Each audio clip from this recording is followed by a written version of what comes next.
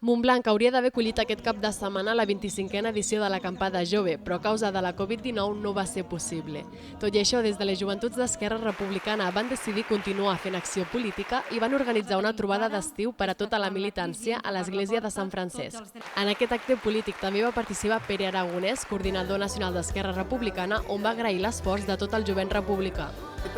Demostreu al jovent republicà amb l'acte d'avui que el jovent republicà no el confina ningú i que l'acampada jove aquest any en forma d'aquesta jornada representa també la millor essència del que en el fons és l'acampada jove, que és una escola de formació, que és una escola de formació de militància, d'aprendre a estar ben organitzats.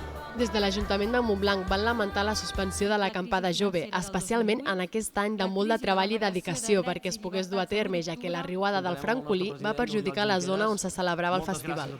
Hem treballat molt per poder celebrar aquestes 25 acampades i al març ens passa això. He vist el cartell aquest que heu fet de hi tornarem seguríssim. Esperem que el 2021 puguem celebrar aquestes 25 acampades, que sempre sereu benvinguts i benvingudes a Montblanc, sempre.